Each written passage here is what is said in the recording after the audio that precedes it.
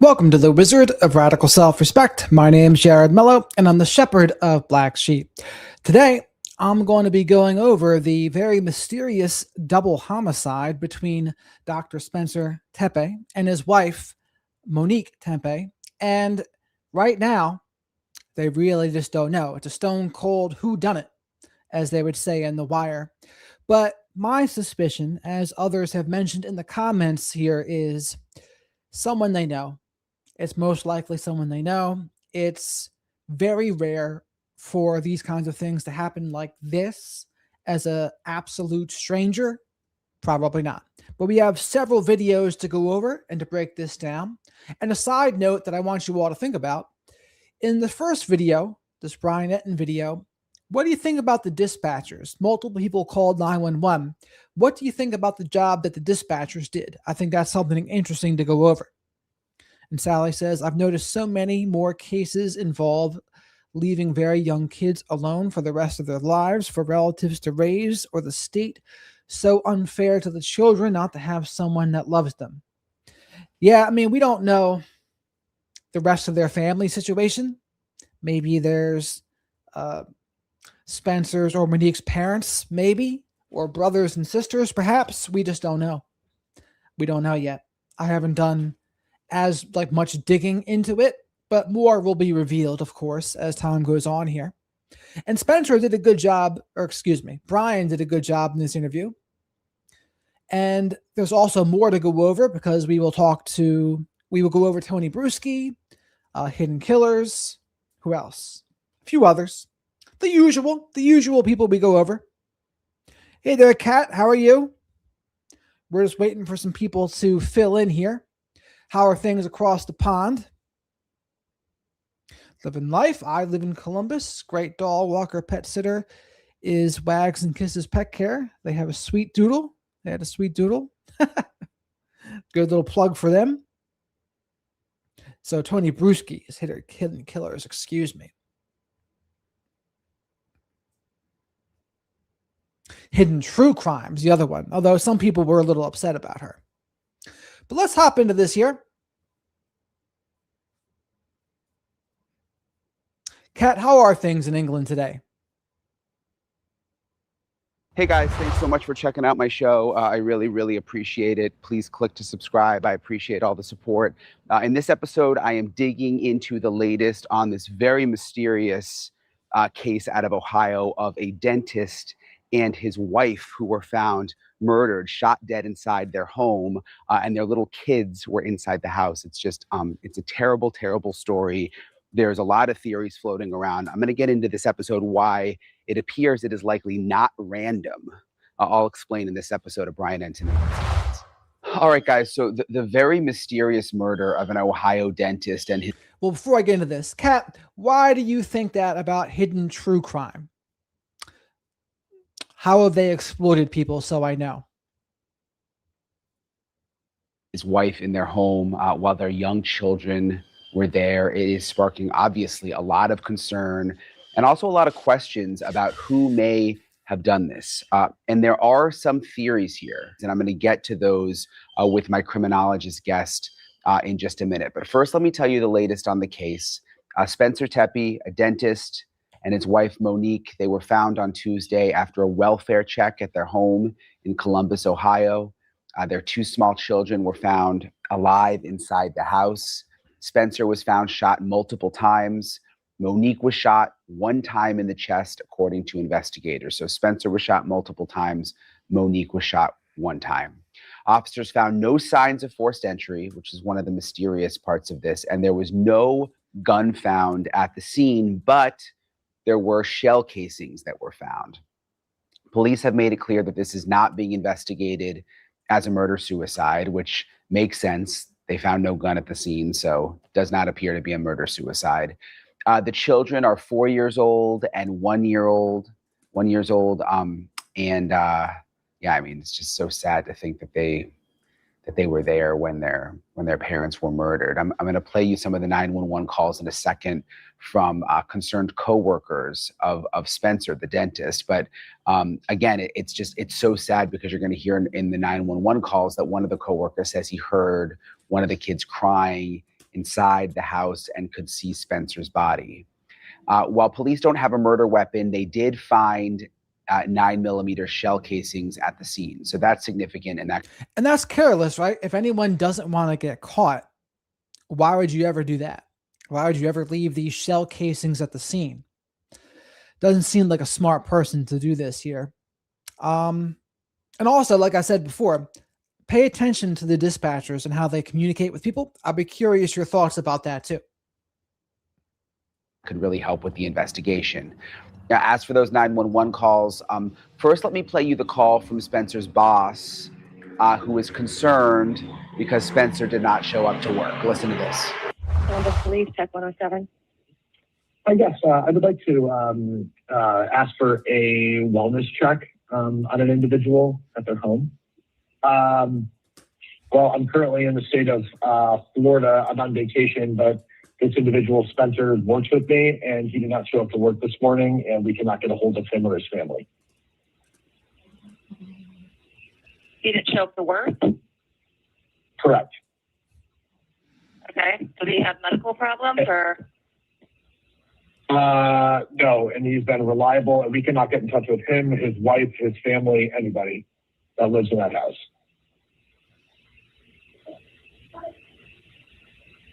Okay. And it just sounds like this woman just doesn't care.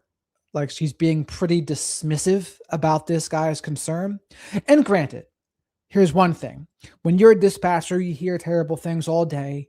It's possible you might get a little bit desensitized to it. But at the same time, it just doesn't seem like she's even trying to be a little empathetic here. Like, okay, this person's concerned. No one can get a hold of him or his wife. And she's just like, So There's you're two in kids in the Florida. home. I'm in Florida. I own the business. I was informed by my employees that he was not at work, and he runs the office. Did you receive information that he may have been involved in an accident or? No, ma'am. I just know that he is he is always on time, and he would contact us if there was any issues whatsoever. And I just don't know how else to say this.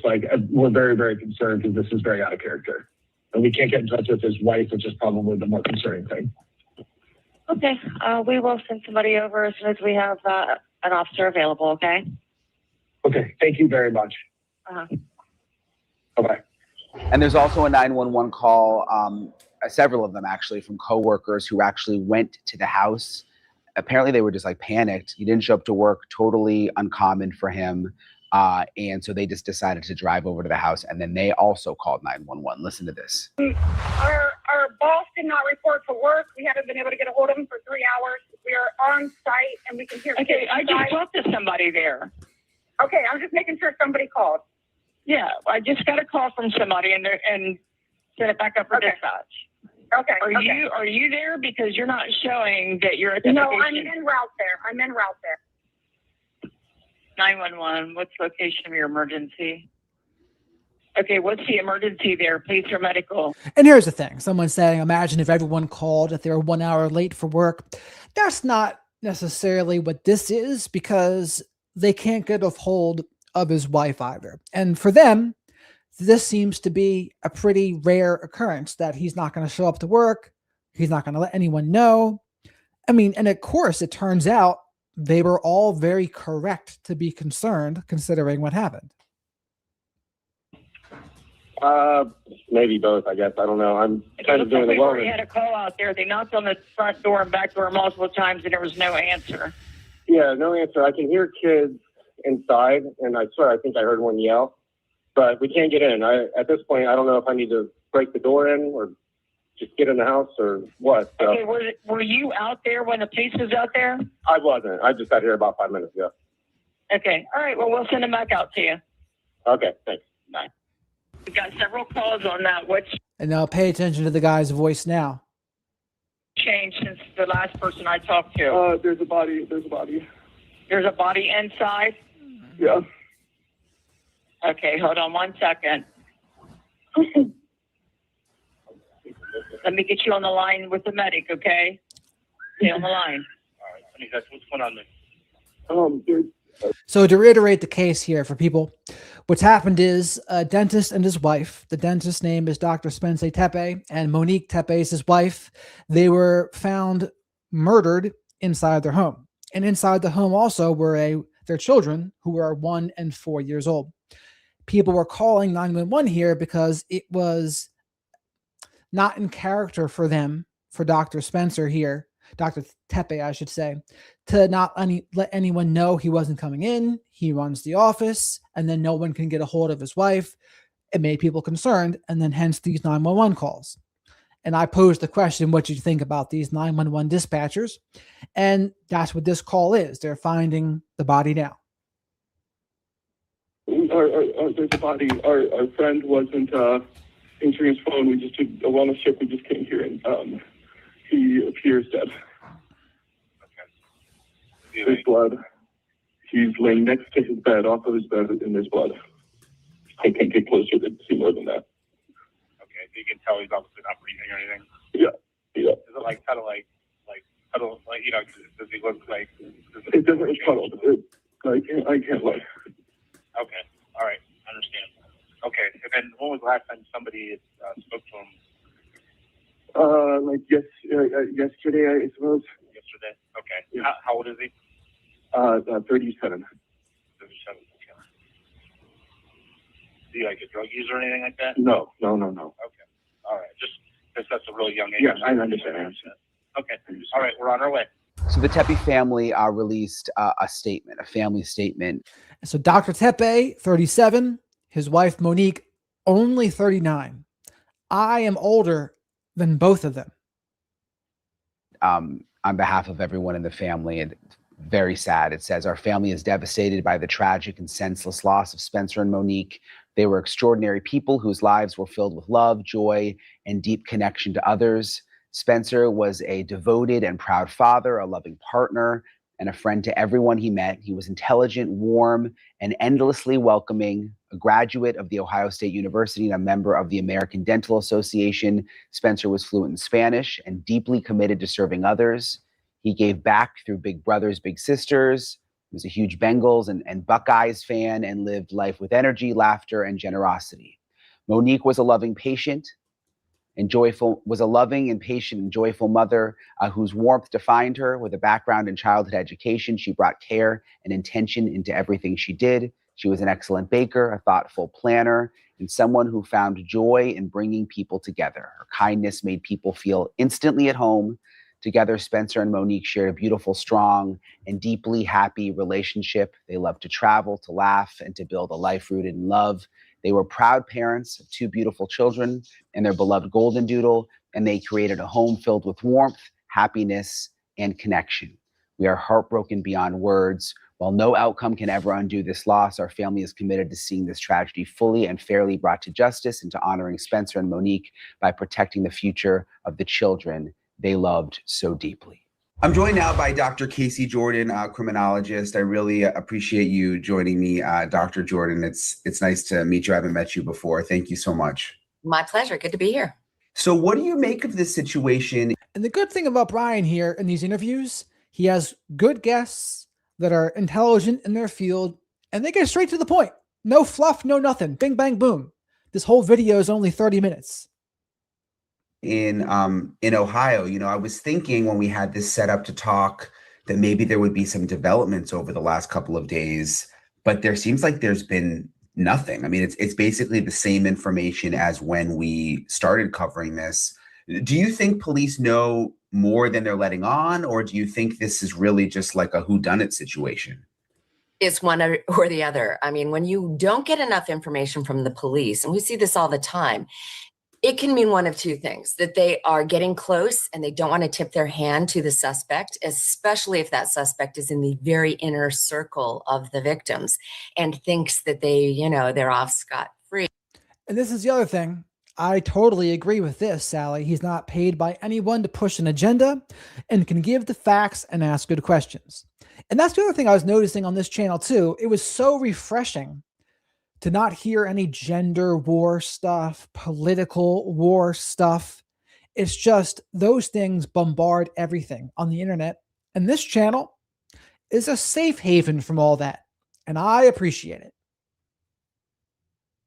The police are going to keep that ruse going of, oh, we've got a manhunt going for the slayer, while in fact they are interviewing the friends and family of the victims and trying to gain their trust so that they can give them, if you will, enough rope to hang themselves with it when the time comes. The other scenario, as you mentioned, is it's a whodunit. They are clueless. We have no idea who this person could be. But that's, in the world of criminology, that would be really unusual, that this was a 100% outlier stranger slaying, where somebody just randomly enters a house, kills two people, leaves the two children unharmed, and goes off into the night, leaving it looked like, the house locked and nobody the wiser. So I think that it's probably the former, that they have some idea of who this person might be. Let's hope they do. And that we might have a break in the case soon. But of course, the more they... So what are your theories, chat? I think it is someone that they know. Would it make sense if it's one of them was having an affair? That could be a plausible thing. Now, we don't know that at all, right? That's purely speculation. Could it be something involved with money? Maybe insurance? I don't know. I'm just throwing things against the wall here. None of these are just guesses. But what do you think, chat? What do you think it could be? Tell us, the more it compromises their ability to prosecute that case when the time comes. So we've got to let the police do their job. And I guess, like you said, they might, if they do have a person of interest, I guess they may not want that person to know. Correct. We see this all the time. I mean, I don't know how many of our listeners can remember back to Susan Smith. Susan Smith was a woman who killed her two children and blamed a black man for carjacking. And they just let her get on TV and talk. They just kept nodding their heads like they believed her story, while in fact they were doing a very thorough investigation, which they knew from the outset would lead back to Susan. But they just wanted to let her think, we are clueless. We're going to go look for that culprit, that black man who took your car, when in fact they knew all along it was her. And in the inner circle of family and friends, especially if you want to think about a different case, Christopher Watts in Colorado, they just kept letting him talk, about his missing wife and children while they found the girlfriend. Okay, so we see this all the time. Scott Peterson and Lacey Peterson, and the police just keep nodding, while in fact they're getting closer and closer to making an arrest. So I think that's what they're doing right now.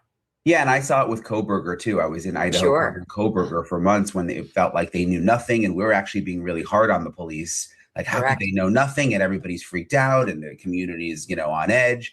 And then when the probable cause came out, it turned out like, oh my gosh, all along they knew a ton of information, and they were making a lot of progress, and they just weren't telling anyone. But they've got to get this evidence. I mean, the only news that has really come out lately is those 9mm shells. And I'm sure we'll talk about that. But they've got to find somebody who links back to that gun. So I think that's what they're working on right now. Yeah, I was going to ask you. So, he was shot. The dentist was shot multiple times. And the wife, according to police, was shot one time in the chest. What does that tell you? Well, that tells me that the dentist being killed is more of a passionate crime. It tells me that the wife might have just been she's here and I don't want any witnesses besides a 1 and a 4-year-old. If the 1 and 4-year-old were even witnesses at all. I don't know where they were. But what do you think, chap? Multiple times on the husband, in my mind, means that the husband was the primary victim and the wife was the secondary victim. That's overkill. That's unnecessary. That would probably indicate a level of rage or at least certainty. We want to make 100% certain that this guy is dead. And the wife was, ancillary. She would have, if they were killed in their beds, because indications are he was found next to his bed, that... And here's the other thing. Whenever I hear people that are young get killed like this, or if they die in a car accident, it always makes me think, if I were to die tomorrow, what would I have wished I did more of? Or what would I wish I did? And whatever it is, I should probably do that, because none of us are guaranteed tomorrow. It reminds me of a friend of mine. She died when she was 40. And this is maybe 2 years ago, maybe 3 now. And when I went to her funeral, the priest there said something that always stood out to me. It really stood out to me. He said, when you're born, you get a birth certificate, and that is it. There is no guarantee that you are going to live for any amount of time. And I really thought about that, and it hit home for me. Yeah, none of us are guaranteed any amount of time. So with that in mind, what would you do more of, chat? How would you prioritize your time differently? She needed to be silenced. She may have been shot first to make her quiet. And then if the husband woke up upon hearing that gunshot, he may needed to have been shot several times because he was fighting or rising or trying to attack the shooter. So multiple times really shows that I think that the husband was the primary victim. I hate to say it, because this family, by all accounts, loved each other, looking forward. This couple was going to have their 5-year anniversary. No one indicates any marital problems. And yet we have seen hundreds of times that even in the face of nothing wrong under the sun, something is going on behind the scenes. And I'm not saying we have any evidence of this, but very often this comes back to a love triangle or something. And the famous dentist is from what? The movie Saw. The famous dentist from Saw was having an affair, but he got abducted. And Jigsaw himself was like, oh, Mr. Dentist, man, you aren't grateful enough. So he's in that room with the other guy there. Classic movie if you're into the horror stuff. Saw #1, the original, was a good one. The rest of them are horror movie porn, but I liked Saw 1. Something else nefarious, like debts or financial ruin, or something was going on, I think, with the husband. We may find out it was the wife, but I think the husband was the primary target. Well, and they just look so perfect in the pictures. I mean, we've seen it before in other cases, but you look at they just look like the most beautiful family, and he's a dentist. And I think that's one of the reasons this is getting so much attention, is it's like, well, what could have happened? Well, I've got to tell you, when I first heard they were found and the police said it doesn't look like a murder-suicide, I was like, but it sounds like a murder-suicide. It sounds like, and I was trying to go with some, kind of potboiler mystery fictional plot. How could this have happened? Because murder-suicide would make sense, except for, of course, we all know there is no gun found at the scene, no gun. But I was thinking, is it possible that he was attacking her or hurting the children, or she found out about an affair and shot him in a rage and then was like, oh my goodness, what have I done? I cannot raise my children with them knowing I killed their father. And then somehow shot herself and secreted the gun or disposed of the gun in a way they would never find it to make it look like a homicide. I mean, that really is the stuff of novels. There is no evidence whatsoever without a gun on the scene that matches those 9mm shells. There is no evidence at all that this is a murder-suicide. Whoever did this took the gun with them. So we're back to square one. Who would have done this? Who would have shot both of them and left the children unharmed, which is key. I even thought, well, how old is the oldest child? They said under the age of 6. So I was thinking a 5-year-old may have found the gun and hid it. But we just don't have any evidence that it got. And that's tragic. I mean, the 4-year-old, even they are barely old enough to remember. They'll remember a little bit. The 1-year-old now, the 1-year-old will probably have no conscious memory. Subconsciously, that's a different story. But either way, tragic. And where are they going to stay? Are they going to stay with the state? Is there relatives there? We don't know. Tragic. And is on the scene. So murder-suicide is out the window. I wonder if the kids were sleeping. Because I think the really little one obviously wouldn't be old enough to give that police any information. But, a 5-year-old around that age could provide some kind of, description. Yes. And don't ever underestimate the ability of a 5-year-old to say what they know. We've seen 5-year-olds give incredibly important testimony when they have seen things. But I very much suspect, and they are not even releasing the time of death. They're not letting us know. Did it happen at midnight, 2 a.m., 3 a.m., 6 a.m.? They're not letting us know that. That would help us know a lot more about who this culprit might be. And I think the children probably were sleeping. And at least the older one awoke to find this horrific scene. And that's why they heard screaming and crying from the child inside the house.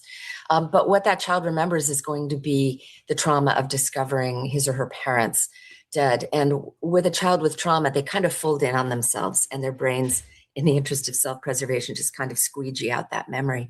So they might remember hearing something, but probably can't tell time, won't know what time it was, and just will eventually forget everything, which is fine, about what they saw that morning, which is what we hope for. So sad. Like the one a friend / coworker who went by the house, heard the crying in the house, saw, like you mentioned, saw the dad on the ground, but also heard the crying of the kids. So you do have to imagine like what they must have been thinking, those kids. Yeah. Yes. I mean, the children are, I think, in all of our hearts. Their lives will never be the same. When we talk about the bullets, how important are those? I mean, there's testing they can do, right, to then track back to which gun those bullets came from? Yes, with the ballistics, they will be able to match a gun to those shell casings. Now, this seems okay. This killer was organized enough to take the gun with. So the big thing now will be, was this a legally purchased firearm, or is it a black market firearm? And if legally purchased, was it stolen from the legal owner? Those are the three questions to ask about the gun. With them, but not organized enough to pick up the shells. So that shows, even the best, most perfect murder has 10 to 20 to 100 mistakes, and the shells were the mistake. They will, if they find a gun of interest, be able to match it to those bullet casings. So that's going to be incredibly important evidence, that and DNA, if there's any DNA on the scene, but there could be none, absolutely none. I mean, if this person walked in, walked out, there's no footprints, there's no carpet that could have left a good solid footprint that would indicate, is this a man's shoe, a woman's shoe, a boot, a snow, let's just hope the police have very carefully processed this scene. They have some DNA, but in a case like this, which is a gunsling where somebody was probably wearing gloves, it was cold out, may have taken their shoes off and were walking in their socks. I mean, there may be no DNA at the scene. So those bullet casings may be the best thing we have, unless we have some video evidence. So Brian, I noticed on the TV film crew footage that we saw a Ring camera on the front of the door and a keypad on the front of the door. And that keypad could be the holder of the DNA, except that whoever came along and let themselves into the house, because they said the friend was able to access the house, I'm thinking that they had the code. How many people pushed that keypad before they went and tested it for DNA, or fingerprints? That's going to be key too. Just back to the bullet casings. And that's a good question, right? That's a good thing to think about. How many people were pressing those buttons that maybe were not the person who did it? That's something to think about as well. Because all of those people that called, they might have tried pressing that button. That would be a pretty big mistake, wouldn't it? If you managed to get in, no forced entry, get away, why not just like pick up the casings? Because that's a time consumer. And once those, when the bullets are fired, especially at close range, even people who expect they know how they will feel might be surprised at how completely, it's the smell of the smoke, the sight of the blood and the spatter and literally the smell of copper in the air from that blood can be completely disorienting. They underestimate the sound, even with a silencer, of that. And the full adrenaline cascades on them of what they have done. And it's flight. They immediately want to get out of there. The panic sets in immediately. And in that panic, especially in the dark, it can be incredibly difficult to get on the floor and find those bullet casings, especially if they're under the bed. So basically she's saying this is someone that's more of a novice. It's a novice. There's not a like a lifetime criminal here that's used to doing these kinds of crimes. It's not like a serial killer. It's someone that's a novice and they weren't a professional in doing this. That's what it looks like, right? You would think any kind of professional hit, you're at least going to get those shell casings out of there. jettisoned, to a far wall. You've got to have light. You've got to turn the lights on. The children may have immediately started crying because they heard the sound. Neighbors and dogs might start, lights might be going on. Dogs might be barking. They just get out. So this is a person who thought they had the situation under control, but probably, surely a first-time homicide at that moment of impact, if you will, wanted to get out immediately. That's my best case scenario. Well, and if it is someone who knew one of them, you have to wonder too, even if you go in just all amped up, once you start shooting people you knew and you make eye contact with them, and that could have caused the person to just want to get out of there. And who knows, there could have been a scuffle. There could have been a standoff, if you will. They could have, the couple could have woken up, and there could have been all kinds of scene going on before the shooting happened. I suspect this couple was killed while they were sleeping, but the crime scene will show whether or not there was actually some kind of scuffle in terms of, did they know this person was coming in? We don't know where the wife was found. We just have an indication that the husband was found next to the bed. And that's the thing. We got to really be careful what's known and what's not known. All right. We don't know where the wife was found. We know the husband was found close to the bed. We know there were shell casings found. And this is the other thing, and this applies to the Nick Reiner case too. Chances are there were cameras of that going on in Rob Reiner's house. So somewhere, unless Nick had the wherewithal to disable those cameras, but what would that show? That would show he knew exactly what he was doing and intent. So it's either there's cameras of it, or he turned them off, which shows he definitely knew what he was doing, and you can't claim insanity at that point. But there might be something in this case here too, where there might be video of this, as grisly as that sounds. Indicating that he probably was shot in the bed, but we don't know where the wife was found. So more will be revealed over time. And maybe the multiple gunshot wounds to the dad, to the dentist, to Dr. Spencer Tepe, maybe that means that he was about to fight back, or he didn't just immediately go down. Do you think? Correct. Or if the wife was shot first, then very likely he would have bolted upright and attacked the shooter. And there was, maybe he had to be shot several times because he was awake and pumping with adrenaline and fighting off the attacker. And that is why it took more than one shot to, if you will, take him down.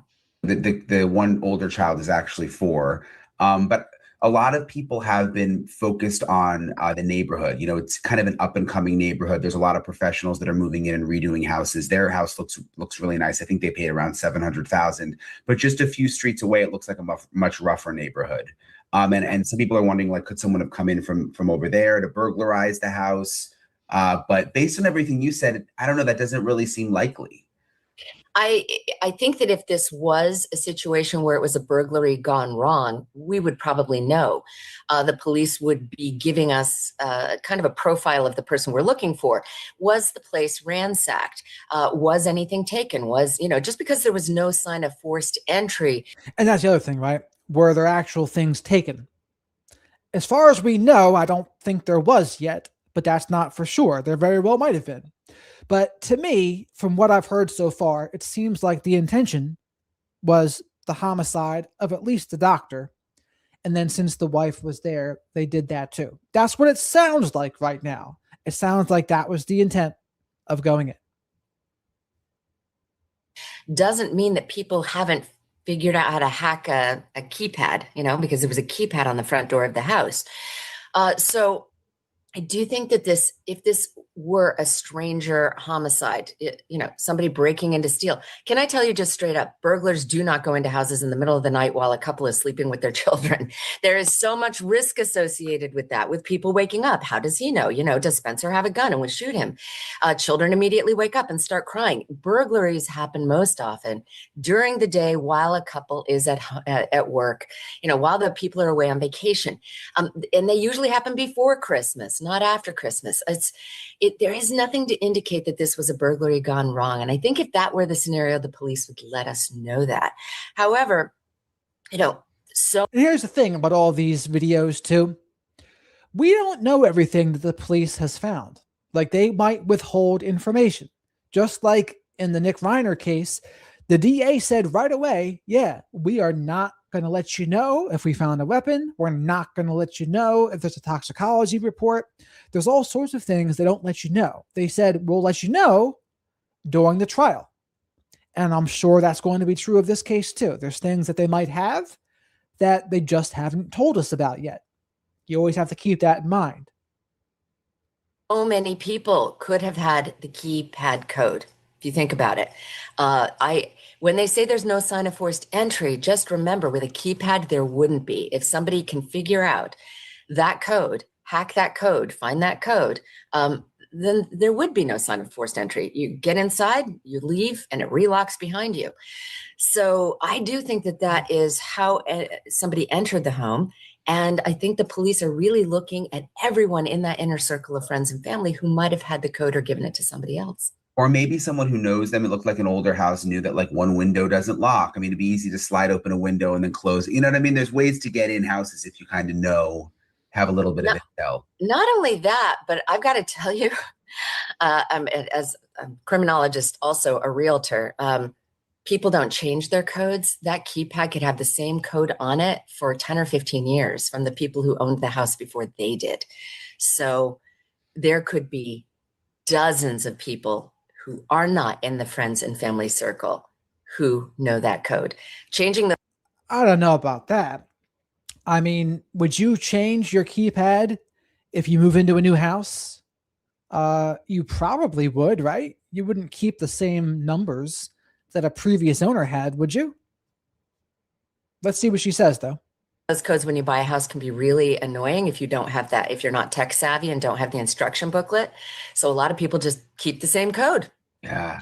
It's interesting you say that because people keep the same keys too. I've even been guilty of that. Like when, you know, and I just sold the house and I'm pretty sure the people who bought it just kept the same. So you wonder like how many, you know, iterations of people have the same key. It's kind of creepy to think about. It is. And going back to the neighborhood, I mean, if the prior owners of this house, and I don't know how long they've owned it, but I think it's about 5 years since they got married. You know, the prior owners of this house could have given keys and the key code to dozens of people when they owned it. So, you know, going back to the neighborhood, listen, I don't think that this is, you know, a targeted, we're going to go over to the house that's getting renovated and they look like, you know, there's a dentist in there. That's the house we're going to break into in the middle of the night while they're sleeping. It just doesn't fit with the thought process of a burglar. If you're talking about somebody under the influence of drugs who is hallucinating, high, not thinking well, it still doesn't make sense because then the place would be completely ransacked and a lot more disorganized. But again, maybe there's some holdbacks that we don't know about. And you would also think the police would be warning the public a little more about some crazy killer on the run that's random, you know? Yeah, there would be similar crimes going on in that same neighborhood. I listen to the 911 calls and they're really, it's sad to listen to. I mean, the people seem genuinely concerned at the dental practice. Basically, he doesn't show up for work. He's never been late before. And then they are concerned because then the wife isn't answering the phone. It seems like they know this couple well. What do you make of that time frame? I think the biggest thing that everyone is obsessing about right now with the very limited details that we have is, you know, that 911 phone call is absolutely chilling and sounds 100% authentic to me that this friend and coworker is absolutely horrified at discovering this crime scene, okay, and talking about the blood everywhere, and I'm sure he's dead. But what sticks in my craw, as we say, is the fact that the wellness check from Spencer's workplace, the dental practice, happened at 9:03 a.m. And they called the police and said he was due here at 8 a.m. He's never late. He's highly reliable. We're trying to call him. And I can imagine a waiting room full of, you know, dental patients, and they don't have a dentist on hand and they don't know what to tell them. So they're concerned and they're calling the home and they're calling the wife's cell. They know this couple really well. They're trying to get in touch with them and it's radio silence. But to call for a wellness check in 1 hour to me is really unusual. Because there could be a dozen reasons why somebody is late by 1 hour to work and can't call lost their phone. The phone is dead. They've been in a car accident and taken to the hospital. They could be unconscious. They could have had a sick child. They could have had a death in the family that's left them devastated, and calling work is. So what do you think about this, chat? Do you think it's a little suspicious that they were doing a wellness check after only an hour? I don't know if I would consider that the suspicious part. From everything I heard in those calls, didn't seem like those people had something to hide per se. And I think it's more so that if the dentist was running the office and then no one says anything, the wife doesn't answer her phone, all right, hour might be a little soon, maybe, but if it's really out of character for him, maybe not. There was a radio DJ by me named Pierre Robert, I think around a month ago, a little over a month ago now. He died. He died in his sleep overnight, and he does the 10 to 2-ish shift at 93.3 WMMR. And someone did a wellness check on him after about 90 minutes to 2 hours because he wasn't answering his phone. He had been at this radio station for 40 years, and it was out of character for him to do it. So it didn't take very long, and there was no foul play in this case, though. He just died in his sleep. The last thing on the mind. I can come up with a dozen scenarios why you might be an hour late to work and not be able to call. But they immediately call the police for a wellness check. That's unusual. They don't, and for all I know, they called and said, have there been any reports of, somebody taken to the hospital by the name of Spencer Tepe? But they immediately wanted the police to go there. And the police did arrive there at 9:21. Wow. Within like 15 minutes, the cops were there.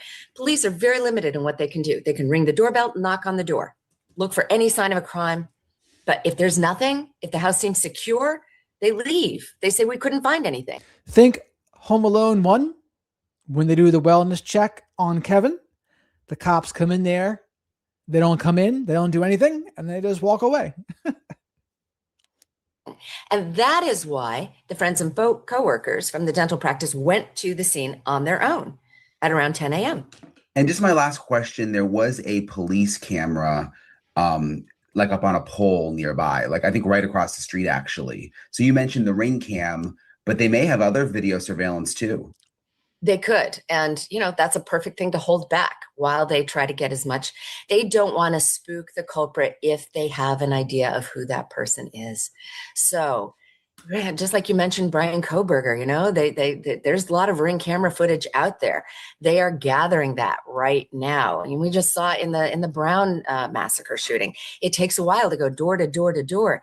Please look at your Ring camera footage. But there was a Ring camera on the front of this house. Was it working? Was it recording? How do you get access to it? That can be kind of tough if the only person who knows how to access it. So they're gathering video footage from the police camera on the corner, from everybody's home security cameras in the area, and the Ring camera on the front of that house surely captured something if it was operational. So, which we don't know if it was. Video footage is probably what's going to solve this, along with those bullet casings. I don't know that we're going to have any DNA, but I predict 70 to 80% odds this person is known to the family in some way. They are in the inner circle of Monique and Spencer, and we will catch this person. There is no doubt in my mind that we will catch them. So the plot thickens. 70 to 80% chance that it's someone well known in the circle. What a bunch of drama that would create. But, is it possible there's some sort of patient that maybe was drug seeking or something? I don't know about that. Maybe it's possible. I'm not ruling it out completely, but I don't think so. They said there's a not so good area right around the corner. Could have been a home break-in, an attempted robbery that went wrong. Leaving the shells around might speak to that a little bit, but I don't think we've heard if the house was ransacked yet or if there's big things stolen. I don't know. The leaving the shells that's odd to me. You would think they would at least try to clean up a little bit, unless the adrenaline was just pumping so much that they just were careless and left and panicked. I don't know. I really appreciate Casey Jordan for speaking with me. I'm obviously going to stay on this story because there's a lot we don't know, and there is a murderer out there. So I'll keep on it. Appreciate you guys for watching. Thanks so much for the support. Thank you for subscribing. And this is Brian Etten. He just went over Maduro's court appearance this morning too. Maybe later this week I'll go over that as well, if people are interested in that.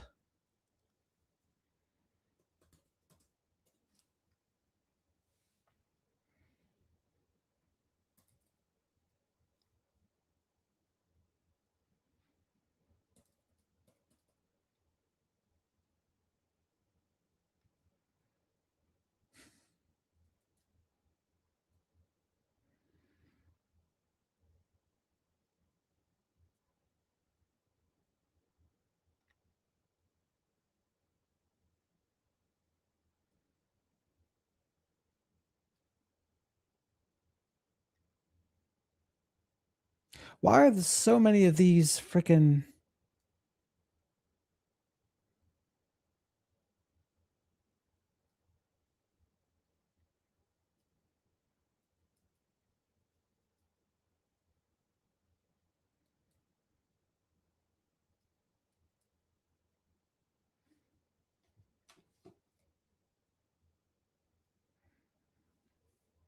It's hard to find these. Yeesh.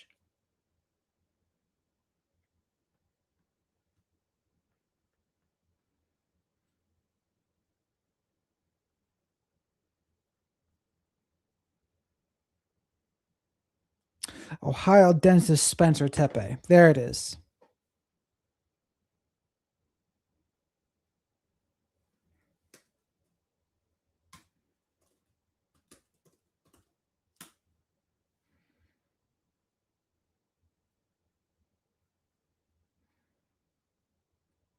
This is Hidden Killers with Tony Bruschi. Here now, Tony Bruschi. Just a few short days ago, Spencer and Monique Tepe were very much alive. They had a 4-year-old daughter and a 1-year-old son and a golden doodle. They had a home in Columbus, Ohio, a place they loved so much they got married inside it back in 2021.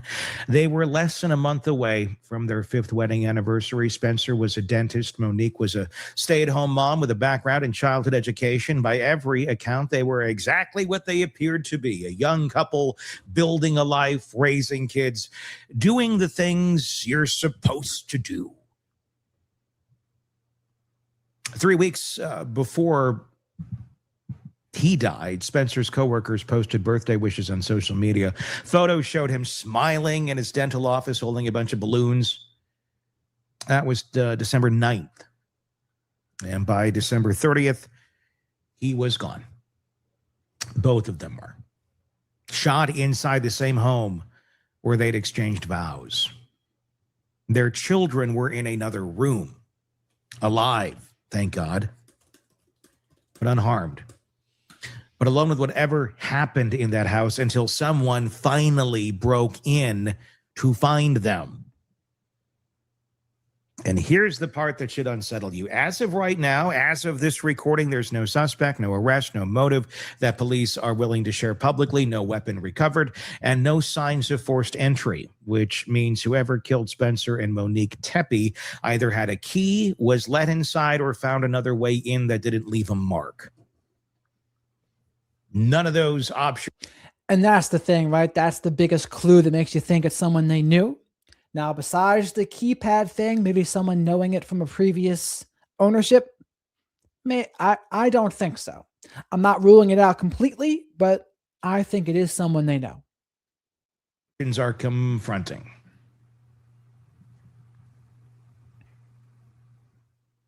We don't know what is going on here. Let me walk you through what we know. Tuesday, December 30th, the day after a long holiday weekend, Spencer Tepe was supposed to be at work by 8 in the morning at Athens Dental Depot. a practice about 75 miles southeast of Columbus in rural Ohio. He made that commute regularly. He was, by all accounts, the kind of employee who showed up on time every time. If something came up, he called. That was just who he was. But that Tuesday, he didn't show. And he didn't call. And by 9 o'clock, his boss, Dr. Mark Valrose, was worried enough to dial 911.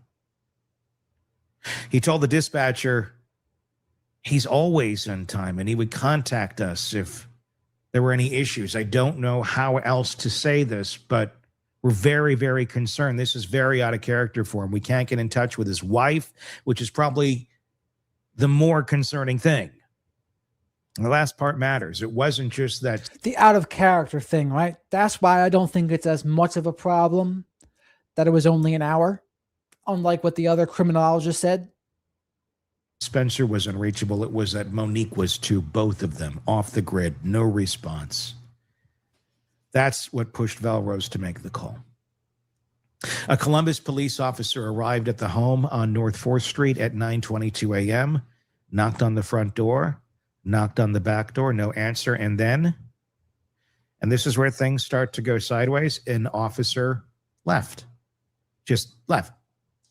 No forced entry, no welfare check completed, just a note in the log that nobody answered. I'm not here to second guess every decision a patrol officer makes at a random Tuesday morning. But what happened next makes that departure feel a lot heavier. Spencer's coworkers weren't satisfied with the lack of answers, so they drove to the house themselves. They got there around 9:30. If you want something done, you got to do it yourself. Maybe a little later, but no response at the door. But one of them heard something, children crying inside the house, kids awake, audible, and no adults coming to the door. At 9:56 a.m., a friend at the scene called 911 again. I can hear kids inside, he said. And I swear, I think I heard one yell, but we can't get in. At this point, I don't know if I need to break the door in to get in the house or what. A few minutes later, that same person looked through a window and saw Spencer Tepe's body near a bed, motionless. Happy Tuesday morning. He called 911 a third time. There's a body inside. Our friend wasn't answering his phone. We just came here, and he appears dead. By 10:11 a.m., both Spencer and Monique Tepe had been pronounced dead at the scene. He was 37. She was 39. Their daughter is 4. Their son just turned 1. We're going to go into what police found in the house next. Before we do that, we're going to be following this case for its duration, which will likely be years. So if you haven't already yet, please hit subscribe wherever you're listening to this or watching so you don't miss our coverage of it. And we cover a lot of cases here. If you're brand new, welcome. But hit subscribe, whether it's YouTube or Apple Podcasts or whatever it may be. If you're an Apple Podcast, if you like our reporting, please leave us a review there. We do greatly appreciate that. And your thoughts, we'd love to hear them in the comments section on YouTube. And also, if you want to talk directly with me, you can do that on our Substack, hiddenkillers.substack.com. You can also get tomorrow's videos today over there. So anyway, here's what police found inside. Now, this is important. These are the details that are more concrete that we know. So pay attention to this. All of these are very important clues. Spencer had been shot multiple times. Monique had at least one gunshot wound to the chest. 3 9mm shell casings were recovered. No firearm, no signs of forced entry, and 2 children alive, unharmed, in a different room. So it does not appear to be a murder-suicide or anything of that nature, considering there's no weapon that's still there. The children alive in the other room. That last detail is the one that keeps I think everybody's circling back to. The kids were spared, not hidden, not taken, just left alone, which tells you something about whoever did this. Either the killer didn't know the children were there, didn't care, or had a very specific target in mind and no interest in anything beyond that. None of those explanations make this easier to understand, but they do narrow the field. It's still like way out here, but it's a little bit narrower. Columbus police have made one thing clear. This is not being investigated as a murder-suicide. The absence of a weapon rules that out almost immediately. You don't shoot yourself, then make the gun disappear. So someone else was in that house, someone who came in without leaving obvious damage, killed 2 people and walked out, presumably with a murder weapon, while 2 toddlers remained alive in another room. And that person is still out there. Let's talk about the neighborhood for a second, because context matters here. Wineland Park is not a place most people outside Columbus have heard of. But if you're from the area, you know the name. In the 1980s and 90s, this was one of the roughest neighborhoods in the city. Gangs ran the streets. The Short North Posse operated out of this area. The intersection of North 4th Street and East Avenue, just blocks from where the Tepes lived, was once considered the most dangerous corner in all of Columbus. It's not the neighborhood it is today, though. Over the past 2 decades, Ohio State University and the city of Columbus have poured millions into revitalization. Abandoned homes have been torn down or rehabilitated. New housing has gone up. It's a mix of subsidized units and market rate homes. Crime has dropped. The area is gentrifying slowly, unevenly, but noticeably. And yet, the crime rate in Wineland Park is still more than 150% above the national average. See what I said? Has dropped. There is that kind of higher pitch to my voice there, meaning it's like, it's not gone. It's dropped. And still, like I said, more than 150% above the national average. Property crime remains common. Drug activity persists. It's a neighborhood caught between what it was and what it's trying to become. The Tepe home, reportedly valued around $700,000, set on a zip code where the average income is still nearly a quarter below the national average. So an expensive house in an area that you wouldn't think an expensive house would be. Interesting combination of factors. I tend not to think it played a part, but we'll see. That contrast, a young professional family in a transitional neighborhood, doesn't explain what happens, but it does add texture. Here's one detail that hasn't gotten through enough attention yet. There's a police crime camera mounted on a utility pole at an intersection just a few hundred feet from the Tepe home. Columbus PD has confirmed the camera exists.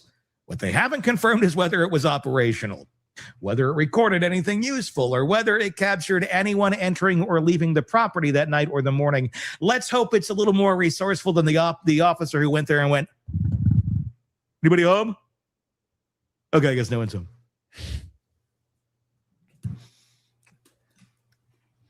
So let's hope.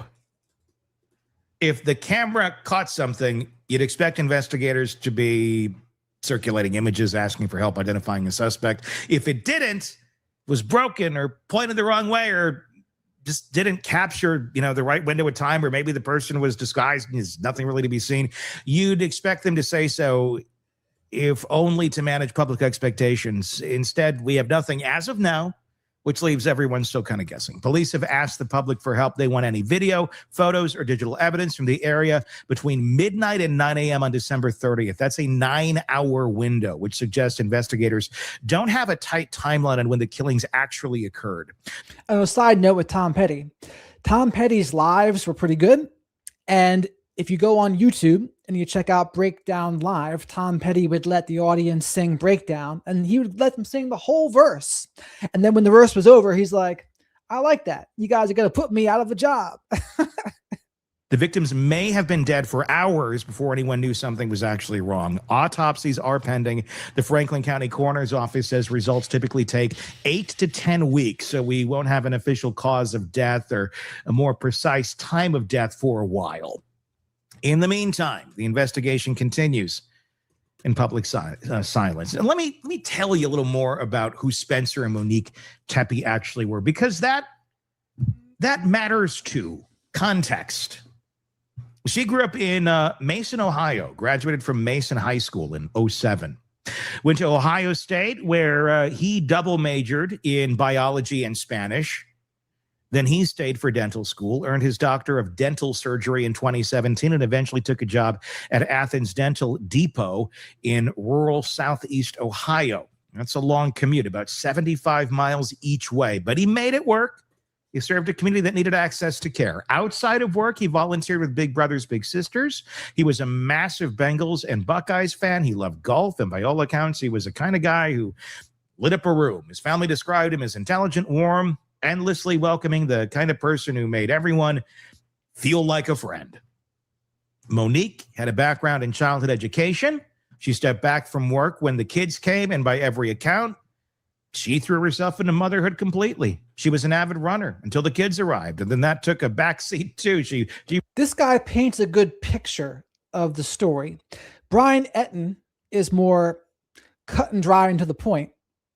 Tony here, he kind of paints you the picture and like gives you the dramatic telling of it and gets you a little bit invested in the characters a little bit. Because if you're going to tell a story and you're going to be reporting on a crime, people will be more invested if they're invested in the characters. How do you get them invested in the characters?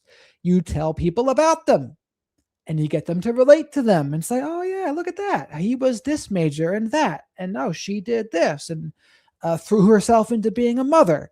Gets you to identify with them. And when you identify, you care more. And when you care more, you watch more.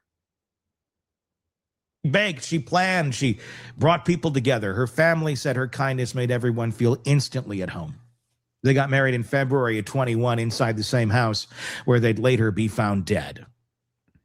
Their wedding photo shows them laughing, surrounded by friends and family, making vows in their living room. And that was a good distinction by Beautiful in the chat. Brian Etten's a reporter. Tony Bruschi is a storyteller. But on this channel, you'll get both. So you'll get the reporting and you'll get the storytelling and you'll get my commentary too. How about that? How about them apples? No idea what that space would eventually become. 1 month away would have been their 5th anniversary. So everyone's here with the question, and nobody has an answer yet. Why?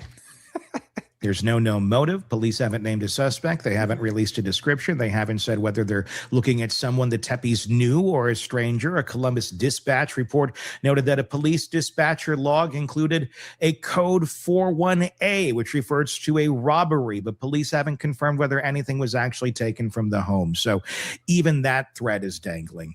CNN analyst Juliette Keenyam offered 2 broad possibilities. 1, a random stranger showed up at the door and for reasons unknown killed the couple. 2, someone who knew the Tepes or at least knew they were there, that they lived there, came with intent. She noted that this kind of crime with no forced entry, 2 adults killed and children left unharmed, is exceptionally rare. Her advice to investigators, start with the people who knew him. That's the uncomfortable truth in cases like this. When there's no forced entry, no robbery gone wrong, no obvious motive, you have to start looking inwards at relationships, at work, at anyone who might have had a grievance, a grudge, or any reason. That doesn't mean Spencer or Monique did anything wrong. It just means investigators have to ask hard questions to find the person who did. Here's a question for the chat. Who's your favorite fictional detective and who's your favorite nonfiction detective? Are you a Sherlock Holmes type person? Or who might you be? Let us know. Right now, police are guarding homes belonging. Also, honorable mention to the detective Willem Dafoe's character in American Psycho. He's a fairly good detective. It makes you wonder, did he know? Did he know Patrick Bateman did it? Or was he messing around? Especially when he pulls out, do you like Huey Lewis in the News? And Patrick Bateman's like, no, they're too black sounding to me. Because we all know Huey Lewis in the News was playing when Patrick Bateman kills Jared Leto, who was Paul Allen. Let's see Paul Allen's card. To the Tepe family relatives, the relatives have declined to speak publicly beyond the official statement released by Monique's brother-in-law, Rob Misley. That statement read in part, "We are heartbroken beyond words. While no outcome can ever undo this loss, our family is committed to seeing this tragedy fully and fairly brought to justice and to honoring Spencer and Monique by protecting the future of the children they love so deeply." That's the weight of this. 2 kids, a 4-year-old and a 1-year-old, are now orphans. They're in the care of relatives. They'll grow up without their parents. And unless someone comes forward, unless that police camera caught something, unless a neighbor saw a vehicle or a face or something out of place, the person who did this might never be found. A memorial of roses and sunflowers is going outside the house on North 4th Street.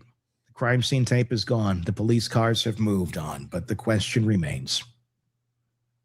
Detective Weiner is leading his investigation, assisted by Detective Miller, but as of Friday, Columbus PD went quiet, telling reporters that no additional updates can be provided as of now. If you're in Columbus, if you're anywhere near Wineland Park in the early hours of December 30th, if you saw something, recorded something, remember something, police are asking you to call the Columbus Homicide Unit number is 614-645-4730, or Central Ohio Crime Stoppers at 614-461-TIPS. Because as of right now, the only people who know what happened inside the house are the ones who can't tell us, and the one who got away. It's a bizarre story. We're going to keep following it. Follow it with us. Press subscribe wherever you are listening or watching this, YouTube, Apple Podcasts, whatever it is. Leave us a review there on Apple Podcasts. We greatly appreciate it. Signals to others that you like our reporting. And again, let us know your thoughts in the comments section, either on YouTube or our Substack. Our Substack is Hidden Killers. And so, Tony, you're calling yourself a storyteller, not a reporter. My chat says you're a storyteller.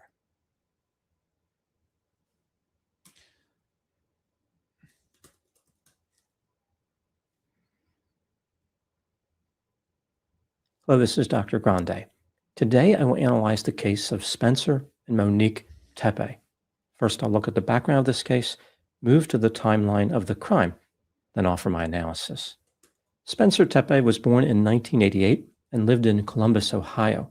In 2012, he earned a bachelor's degree in biology and Spanish from The Ohio State University.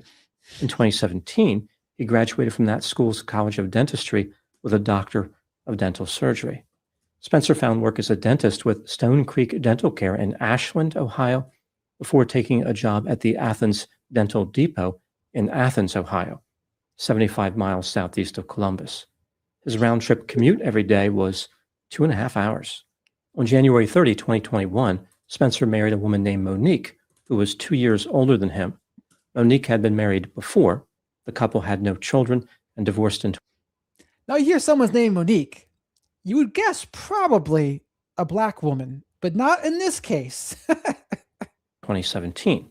Court records indicated the divorce was amicable and settled quickly.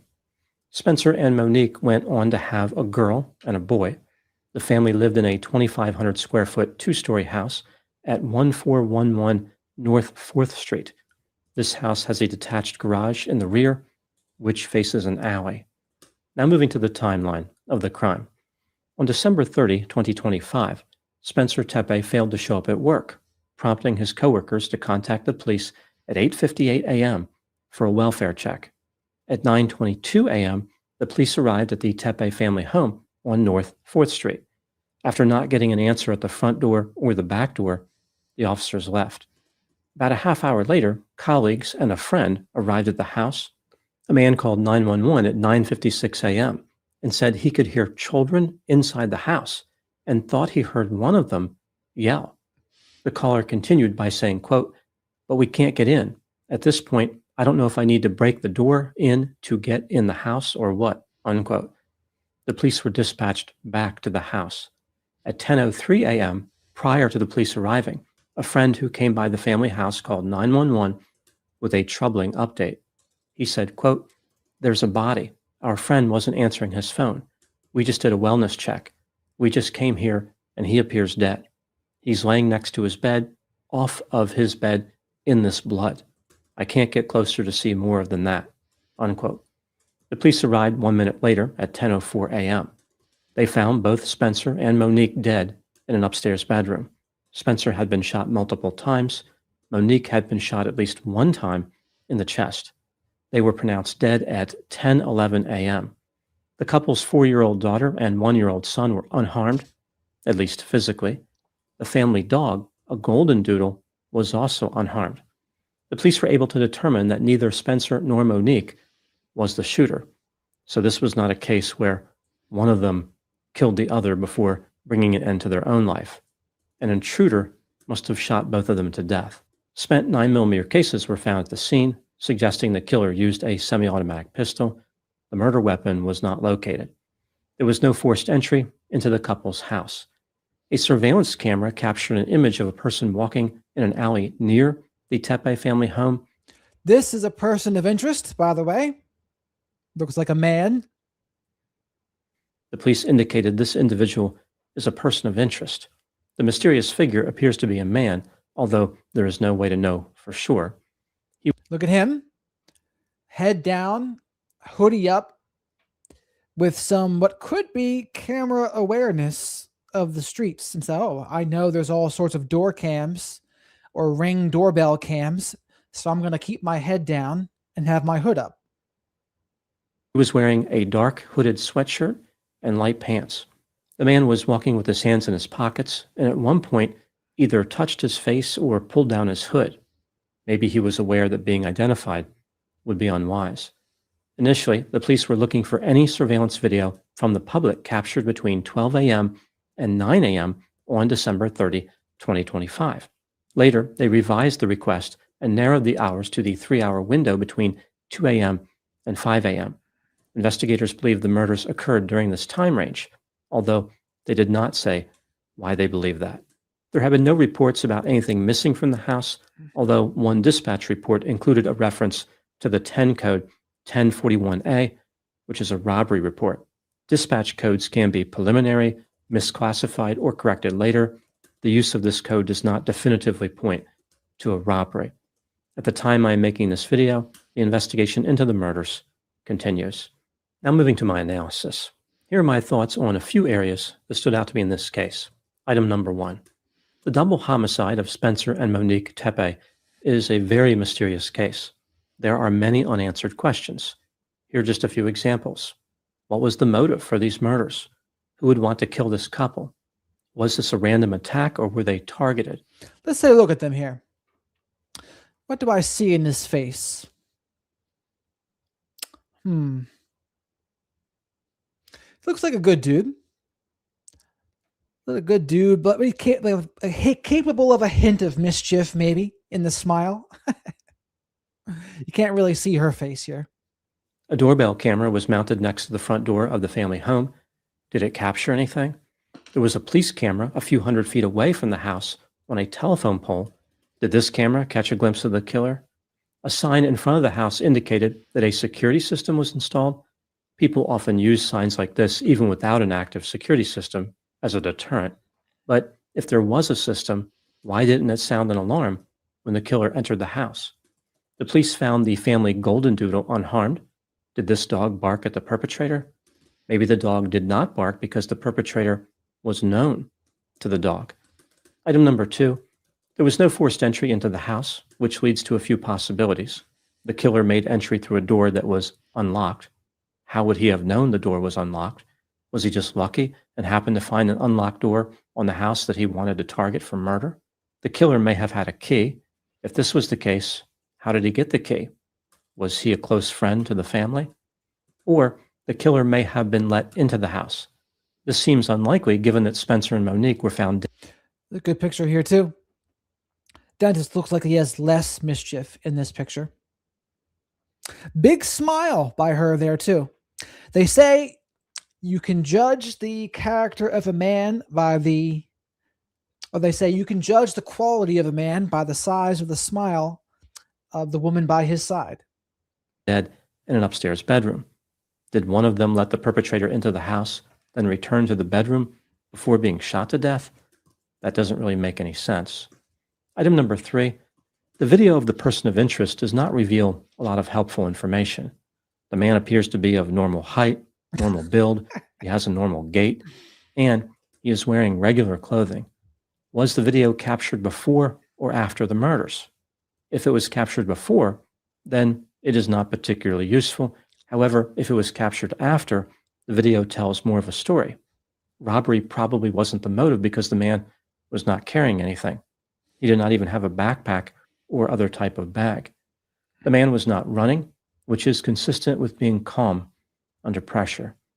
Item number 4, the killer left multiple spent 9mm cases at the scene, which was extremely unwise if his objective was to escape justice.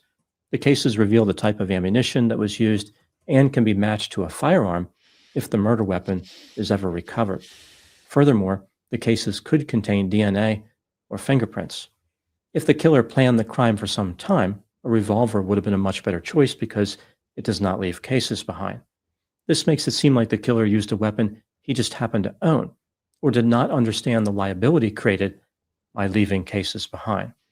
Item number 5, it is unusual that a killer would desire to murder both members of a married couple, especially if the couple did not have any unusual romantic connections to outsiders.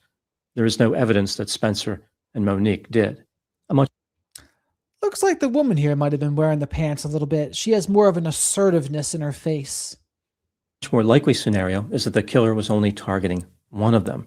Spencer was shot multiple times, whereas Monique was shot at least once. The phrase "at least once" could of course mean multiple times, but it is reasonable to believe that Spencer was shot more times than Monique. He was probably the killer's target. Monique was killed simply because she was a witness. Item number 6, the fact that Spencer and Monique were killed in their bedroom suggests that robbery was not the motive. The killer knew he was entering an occupied structure.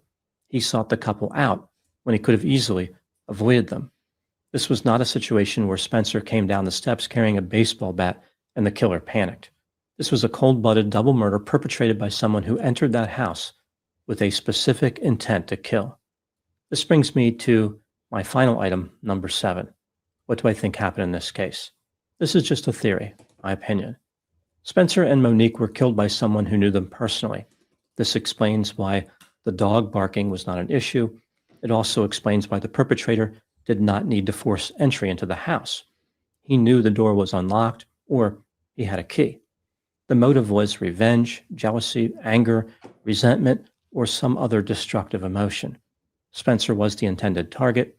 Monique was killed to protect the identity of the perpetrator. Despite the mystery created by this double homicide, the killer was not sophisticated. Leaving the cases behind was a risky move. Retrieving them would have only taken a few seconds.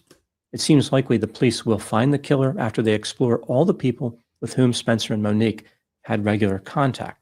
Eventually, they will discover one person who has a motive and who does not have an alibi.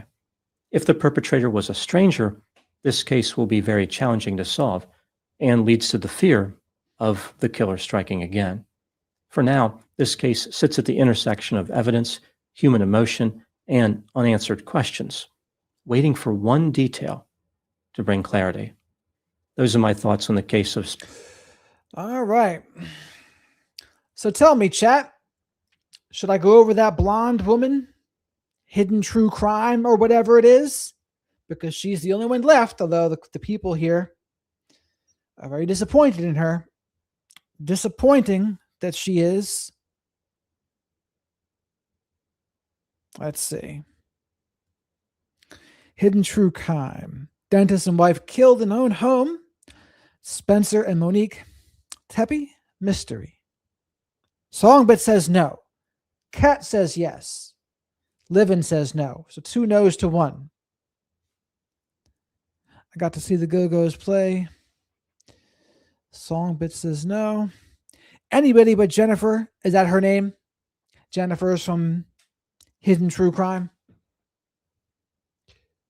No, everyone says no. Welcome, Michelle. Who has a good theory, Melissa?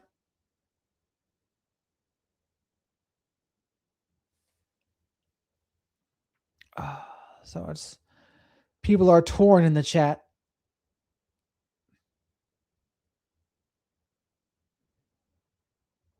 Surviving, the survivor has a family member on. No, her name is Lauren. Oh, okay.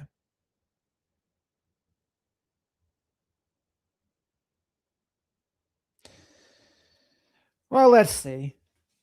Let's see. Unless there's someone else you'd rather have me watch. Yes, Kat, you sabotaged the chat about Tom Petty and Friends because she's playing the musics on her channel.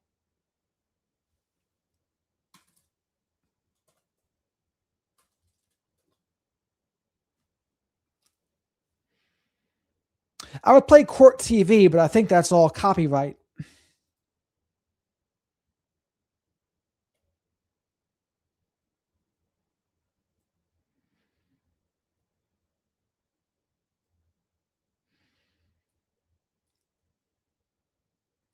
Police in Ohio searching for a suspect who they say killed a dentist and his wife in their home have their biggest clue yet. I want you to get a good look at this video just put out by police in Columbus. They are calling this a person of interest in the murders of Spencer and Monique Tepe. This couple was found shot dead inside their home 1 week ago. Their young children were also inside the house, but they are okay. I'll tell you what Spencer and Monique's family is now saying about who might have wanted to harm this couple. We're on a person of interest. So that was it, though. This is the walk. So someone had a dark hoodie. They looked down. They had camera awareness. They're aware of Ring doorbells, and they didn't want to be seen. So that's the person. That's a person of interest. Question about that clip. Is that their driveway? He's hauling past in that clip. I don't think this is their home. I think this is another person's home. And what happened was people were probably like, oh, yeah, by the way, there was a double homicide down the street from you. Do any of you have Ring door cams that you can share some of the footage of? And that's probably what happened with this. Tell me, chat, about Lauren and the strikes, because I am unfamiliar with her tomfoolery. I'm not denying her tomfoolery, but I'm just unfamiliar with it.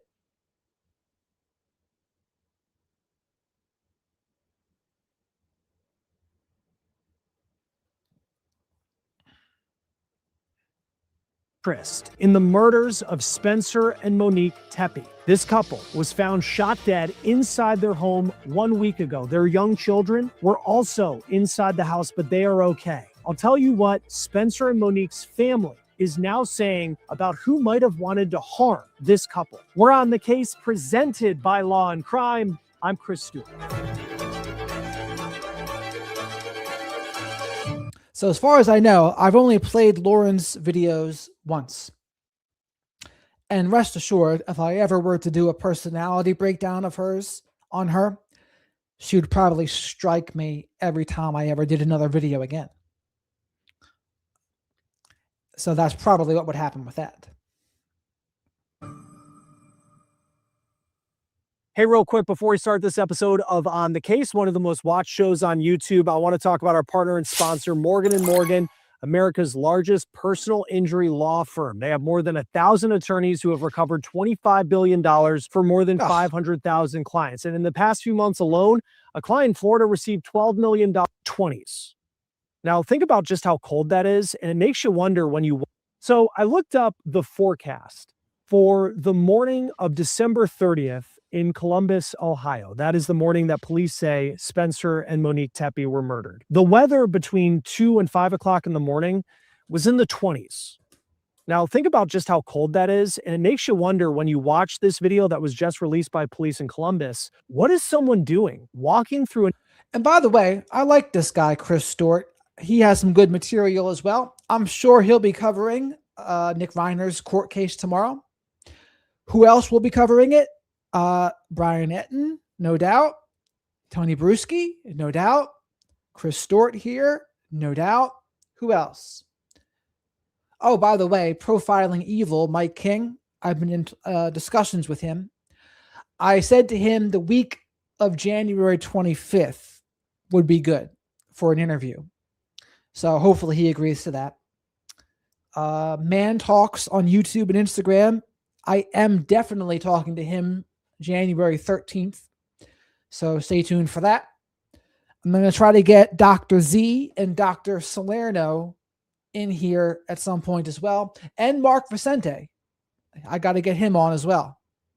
An alleyway alone in the middle of the night between 2 and 5 o'clock in the morning as the temperature is roughly in the 20s. Now, this is newly released video that was put out by police in Columbus that they hope will help crack this case. They have said they don't know if this is the person who killed the Tepes, but they are considering this person a person of interest. And you can see that this person of interest has on a black coat, has a hood, gray pants, black shoes. It does appear to be a man, and they appear to be looking down. Unclear if that's to try and hide their face from surveillance cameras like this, but it's also somewhat of a distinctive walk, I think, when you watch this video. Perhaps the person is pigeon-toed. It's just an interesting posture that someone has as they're making this walk through an alleyway. Now, I want to show you this here because this is from Google Maps, and this is just a shot of where the Tepes lived from above. And you can just see kind of the layout of the home they had. It was like a duplex that was connected to other houses, and you can see that there's an alley behind their home, and it appears that this is the alley that the person is walking through. The Tepes also had a detached garage. So it seems like this was the alleyway you drive down to then park your car inside. Now, police have said that there's no sign of forced entry into their home on the morning that they were killed. It is unclear at this point whether they believe the suspect went in through the back door or the front door. Maybe they went through a window. We have seen just from watching just a shot of... This is cool. So this is their home there. This is the aerial view. Interesting. So would they come in through the back? I guess they could. It's possible, but certainly not easier. Where the Tepes lived from above, and you can just see kind of the layout of the home they had. It was like a duplex that was connected to other houses, and you can see that there's an alley behind their home, and it appears that this is the alley that the person is walking through. The Tepes also had a detached garage, so it seems like... So apparently I was wrong, because it says that the person's walking through the alley. Well, I'm kind of right. So it looks like that's the alley here where I put the mouse. This is the alley where that person was walking. And that's where the camera was, apparently. This was the alleyway you drive down to then park your car inside. Now, police have said that there's no sign of forced entry into their home on the morning that they were killed. It is unclear at this point whether they believe the suspect went in through the back door or the front door. Maybe they went through a window. We have seen just from watching some of the video from local news stories that show the house that there appears to be a Ring doorbell camera on the front door of the Tepes home. Unclear if that caught anything. The Columbus Dispatch has also said that there's a police camera positioned near the Tepes house, but at this point, it's unclear whether that camera caught anything or whether it was even operational on the night that the Tepes were killed. Now, before I get into how Spencer and Monique's family are reacting to this newly released video, I want to get you caught up to speed on what we know to this point. So here is Spencer and Monique Tepe. This is actually their wedding video from 2021. And it appears that part of this video, at least, was shot at the home where this couple was found dead on December 30th. The couple had 2 kids, ages 4 and 1 years old. Just absolutely breaks your heart. And if there is any good news in a story like this, it's that those kids are okay physically. The couple also had a golden doodle dog. That dog was unharmed as well. All the children and the dog, they're now with Interesting. family members. Now, Spencer was a dentist in Athens, Ohio. And that's a pretty good commute because that's roughly 75 miles away from Columbus. So he had quite a drive. His biography on his dental office website says that he graduated from Ohio State in 2017 and he had a degree in dental surgery and he loved his job. Outside of work, he was a big fan of the Ohio State Buckeyes and the Cincinnati Bengals. He grew up near Cincinnati, and he also loved to play golf, travel, but he also loved spending time with his family. And when we talk, and so believe that, a 75-mile commute every day. And that's got to be a 90-minute to 2-hour drive, depending on the traffic. About his family, we're talking about Monique Tepe, who also went to Ohio State. She was an avid baker. She was a mom. The Columbus Dispatch does say that Spencer was her second marriage. She married a fellow OSU student in 2015, but then they divorced in 2017. They didn't have children. The newspaper says that the divorce appears to have been settled amicably. Now, Spencer and Monique were coming up on their 5-year wedding anniversary. They were married on January 30th, 2021 in Columbus. And this wedding video was shot by a family member who we spoke with, who gave us permission to use it. And I think just when you watch this, it just tells you a lot about this couple, that they were loved, that they loved each other.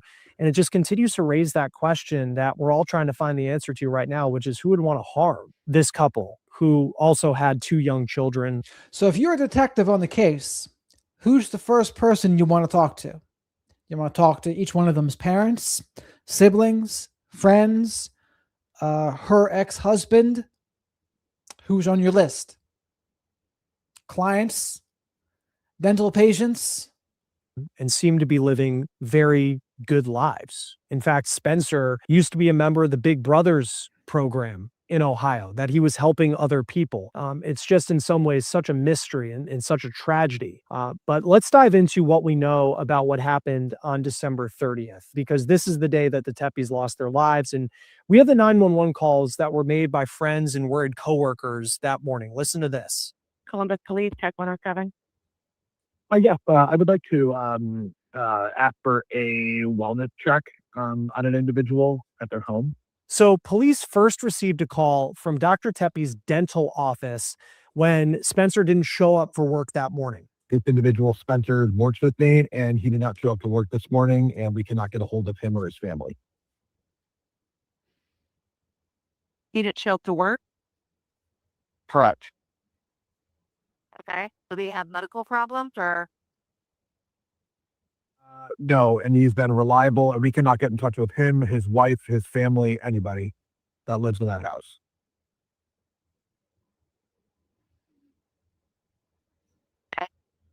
I don't know why these calls are so awkward and disjointed. There's 2 kids in home. I'm in Florida, own the business. I was informed by my employee that he was not at work, and he runs the office. So the call was made around 9 o'clock in the morning. It's Spencer's boss who says he's on vacation in Florida, but he was getting phone calls from concerned coworkers because Dr. Tepe didn't show up. Have you guys received anything else, like calls about him or like a car accident or anything like that? No, sometimes people just don't show up to work. I mean, maybe sick, I don't know. Now, as much as the dispatcher says it's common for people not to show up at work, you can tell that Spencer's boss is really concerned because he says Spencer loves the office and not showing up is just something he wouldn't do. I just know that he is the most, he is always on time, and he would contact us if there is any issues whatsoever. And I just don't know how else to say this. We're very, very concerned because this is very out of character. And we can't get in touch with his wife, which is probably the more concerning thing. So about 20 Huh. So the other people didn't play that call. Not that version, at least. Now, Tony Bruschi did say the same exact thing. The bigger concern is that they couldn't get a hold of his wife. But that call, depending on what time it was made, that would be interesting. Is it only 1 hour after the time? I don't know. minutes after that, it's 9:22. That is when a police officer. So 10 minutes after that means that call was 9:12. Supposed to be at work at 8 a.m. And so 72 minutes after he's supposed to be at work is that call. Now, would I make a call like that 72 minutes? Probably not. But again, I don't know the circumstance. If it is really that out of character for him and his wife isn't answering the phone either, maybe I would call. Went to the Tepe's house, but no one answered the door to the couple's home, so the officer left. Concerned friends then start calling police about the Tepes. They actually went to the couple's house, and they said that they heard the children inside the home. This was around 10 o'clock in the morning. Okay, what's the emergency there? Please for medical. Maybe both, I guess. I don't know. I'm doing the work. We had a call out there. They knocked on the front door and back door multiple times, and there was no answer. Yeah, no answer. I can hear kids inside, and I swear I think I heard one yell, but we can't get in. At this point, I don't know if I need to break the door in or just get in the house or what. Wait, were you out there when the police is out there? I wasn't. I just got here about 5 minutes. Yeah. Okay. All right. Well, we'll send them back out to you. So then another call comes in from Spencer's work. Our boss did not report for work. We haven't been able to get a hold of him for 3 hours. We are on site and we can hear. Okay, I talked to somebody there. Okay. This woman's got like an attitude with her. Like, our boss is missing and so is his wife for 3 hours. And the dispatcher's like, and? What you calling me for? Hey, I was just making sure somebody called. So 5 minutes later, another phone call happens. And this is where this story that is about friends and coworkers concerned about a couple that aren't answering their phones, a dentist that didn't show up for work, a wife that's unclear where she is. This story changes dramatically and in the way that nobody wanted. The body, our friend wasn't answering his phone. We just did a wellness check. We just came here and he appears dead. There's blood. He's laying next to his bed, off of his bed in this. I was going to make a joke about the Office Space stapler man, but it's not really appropriate considering what he's talking about. Blood. I can't get closer to see more than that. Okay. Hell, he's up to not breathing or anything. Is it like kind of like?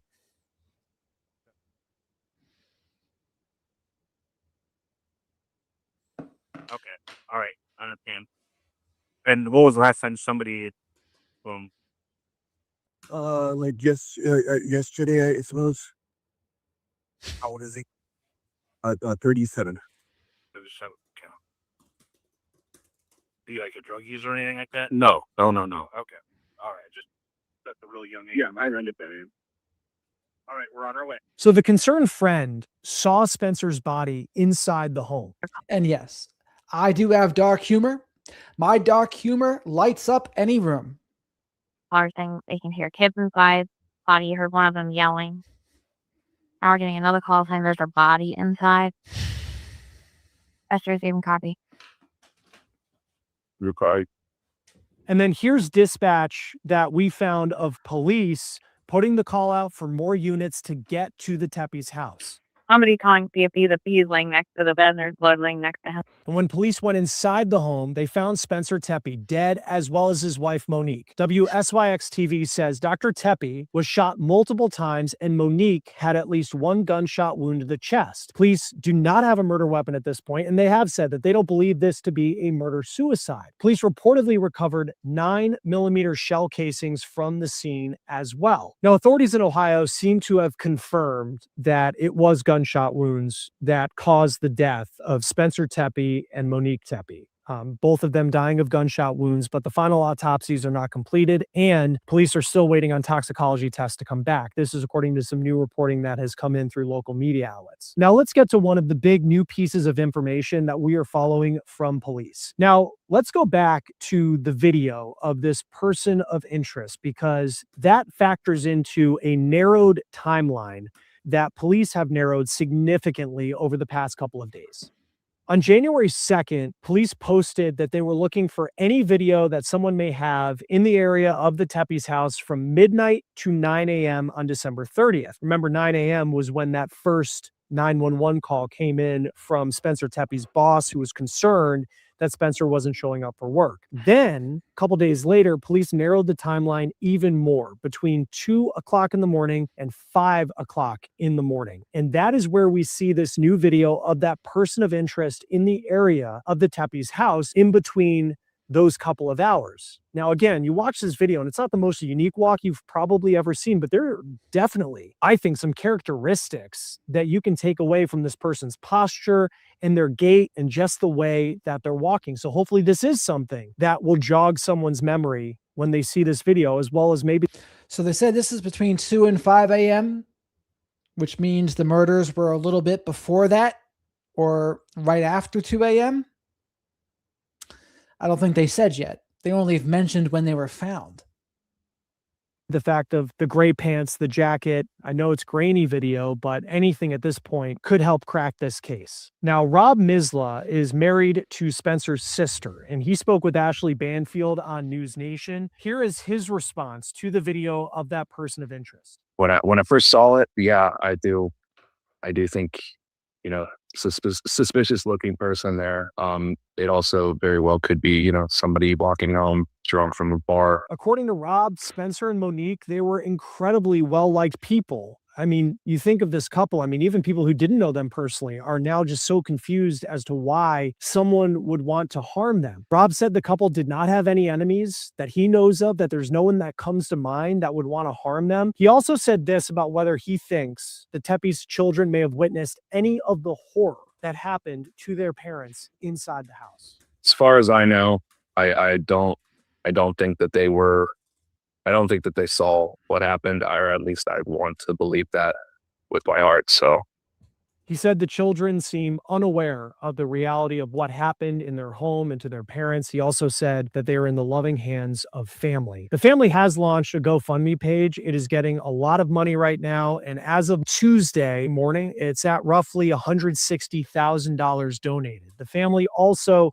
released a statement as this investigation has continued. I want to read that for you here real quick. Quote, "Our family is devastated by the tragic and senseless loss of Spencer and Monique. They were extraordinary people whose lives were filled with love, joy, and deep connection to others. Spencer was a devoted and proud father, a loving partner, and a friend to everyone he met. He was intelligent, warm, and endlessly welcoming. A graduate of The Ohio State University and a member of the American Dental Association, Spencer was fluent in Spanish and deeply committed to serving others. He gave back through Big Brothers Big Sisters, a huge Bengals and Buckeyes fan, and lived life with energy, laughter, and generosity. Monique was a loving, patient, and joyful mother whose warmth defined her. With a background in childhood education, she brought care and intention into everything she did. She was an excellent baker, a thoughtful planner, and someone who found joy in bringing people together. Her kindness made people feel instantly at home. Together, Spencer and Monique shared a beautiful, strong, and deeply happy relationship. They loved to travel, to laugh, and to build a life rooted in love. They were proud parents to two beautiful children and their beloved golden doodle, and they created a home filled with warmth, happiness, and connection. We are heartbroken beyond words. While no outcome can ever undo this loss, our family is committed to seeing this tragedy fully and fairly brought to justice and to honoring Spencer and Monique by protecting the future of the children they love so deeply." Joining us now to talk more about this case is retired Detective Commander with the Chicago Police Department, Will Svilar. Thank you, as always, for taking the time to be with us here on Law and Crime. What do you see when you look at that video that was released by police in Columbus? Well, it shows something. It shows somebody walking in an alley at apparently between the hours of 2 and 5, because I think they narrowed their timeline down to 2 and 5 a.m. where they think the crime happened. So it shows something. And what that will get me doing as an investigator is starting to dump cell phone towers around that area, looking for any numbers that are hitting in that time period. Now, you're going to find a lot of people living there. Their numbers are going to hit off the cell phone towers, but you're going to see those repeat on these towers. Maybe you're going to get lucky and you're going to see a number that doesn't belong there, or a number that doesn't hit there very often. But I'd start dumping cell phone towers in the direction right by their house and the direction he's moving. And you look at that video, and I would say it's not the most unique walk I've ever seen, but it's kind of, he's looking down. Is there anything just from like body language standpoint that you can take away as an investigator from that? Well, it doesn't seem like there's any, sense of urgency in his step. It just seems like he's kind of rambling down the alley, not in a hurry to go to or from anywhere. Because you look at it, it's very much like, that video came out last night and we're like, here we go. You're like, here's something, because it's been a week since this couple was found dead in their home. What do you make of the fact that it appears to this point the only video that police have put out? Well, it's not surprising to me. Actually, it is a little surprising to me that that's the only video that they have. But that doesn't mean I'm sorry, it's the only video they put out. It doesn't mean it's the only video they have. All right. I mean, it could be, and it'd be really odd if, look at all, in this day and age with all the Ring cameras, and I think there's a police camera on the corner where they live, that's it. That's all they can find between the hours of midnight and 9 o'clock in the morning. That's all you can find is one person walking through an alley in the middle of the night. I got to believe there's more. I do too, just because looking at their homes, it looks like some new builds that were put in, those, kind of like nice duplexes that you see in cities these days. And like this one was a Nest camera, which is kind of one of those new like Ring doorbell, those type of companies where like you would think in that part of town where there's a lot of those new build homes that there are those type of those kind of cameras that are in the area. The fact that there was no forced entry, according to police, because like one thing that I've come back to a couple times is how apparently Spencer Tepe's body was found in a bedroom. Publicly, it hasn't been stated when Monique's body was found in the house. He was shot. And again, no forced entry, and anything with that guy is just pure speculation because of the time he walked by. There's no evidence yet of that being anyone other than a person of interest. Reportedly more times than she was. And this happens in the middle of the night and no forced entry, but you have at least one body in the bedroom. Like, what do you make sense of kind of those details that they've come together? No forced entry is a big thing. I mean, people lock their doors at night. Here's another thing. There's a family dog. Yes. Does the dog get alerted and wake up the children? Why are the children unharmed? Is it over so fast that the deed is done and they get out the door before the kids wake up? Are they using a weapon that's suppressed? Is it possible that there's a suppressor on the weapon that makes it more silent? But the no forced entry, I've got a code entry to my door at my house. I was cleaning people have it, and my kids and my family have it. That's it. So if they have a code entry to the door and somebody has that code, who knows? So if there was a hit, someone who knew the code could have given it to the hitman. But I tend to think a hitman would have cleaned up after themselves, if I had to guess. So that's why I wouldn't think it was that. I mean, it's just such the odds of being murdered in your own home by a complete stranger in the middle of the night with no forced entry and no sign of any kind of struggle therein it's really long odds. So there's got to be more in there. And I know just from looking at some of the local news video where you see the front of the house and it appears a Ring doorbell on the front. Like you would think too, that means that there's a security system in the house, or in some ways where like you open the back door, even that could set something off. We don't know if that's the case. And like plenty of people forget to set their alarms at night. And if he goes in the back door, maybe it's, a thing where they forgot to lock the back door that night. Maybe they don't because the garage is back there. I don't know. They were able to reportedly recover some 9mm shell casings. What can you get from that evidence at the scene? Well, you're going to get a fingerprint from that evidence, basically. And I don't mean a fingerprint in the sense of the word, but anytime a hammer hits a primer, you're going to get a distinct print. Anytime an ejector hits a casing and ejects the casing out, it's just like a fingerprint. It's going to be to that weapon. It's going to be exclusive to that weapon.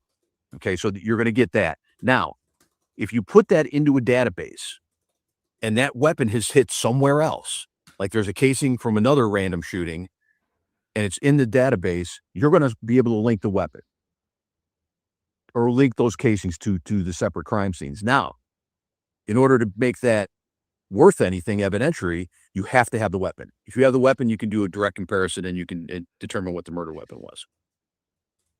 For the report that came out that Spencer Tepe was shot more times than his wife, that he was shot multiple times, that she had at least one gunshot wound to the chest. How common in shootings does that actually mean something? That could have been someone saying, "I'm going to target this person," and then his wife is also here, or is that something that could just be, just kind of the circumstance of what happened? How do you determine whether that actually means something? I mean, it could just be the way it went down. And you can determine, you get more to determine this. Where's the body? Does it look like maybe he sees something happening? He starts to advance towards the person in the doorway of the bedroom, if that's where it happens. Is it he's shot and he falls out of the bed? You have to look at the scene. The scene's going to tell the story. Is the person advancing? Does he have to fire multiple times because that person's advancing? And is the poor wife just, asleep maybe when this happens? Yeah, and I do come back to the dog, because that you just it's a golden doodle. I don't know a ton about dogs, but it seems like, that's like an element to it as far as like barking and a noise. But also you have these two children. One is 4, one is 1 years old. I don't know how much a 1-year-old you can get information from. I know that the brother-in-law of Spencer Tepe told News Nation he doesn't believe, just based off of the kids seemingly acting unaware to what happened, that they may not have witnessed anything. But how do you go about, a 4-year-old and trying to see if they can give you any information about something that may have happened at night? So what we do is it's called a victim sensitive interview, a VSI. That 4-year-old is taken to a facility that specializes in talking to kids who experience trauma. Police can't do that. We can't do that. We don't have the tools to do that. So we use this VSI, and they break things down to the kids, and they talk to the kids on a level that they understand, and they try to draw the information out. And it's not an easy thing. It's not a pleasant thing. And these kids could have possibly saw nothing up until the point where they went in to try to maybe have breakfast or something. They couldn't find mom and dad. Yeah, it's just so such a terrible, terrible part of this story. The Columbus Dispatch has said that there was a police camera that was positioned somewhere in the neighborhood. It's unclear whether it was operational, but I mean, we know what a Ring doorbell camera, what that can show, the Nest camera, like in this case, what that can show. Some of these police cameras, and I know in a city like Chicago, there are police cameras. Like how good is the video that you can get, if that is actually on, that you can actually get from a camera like that?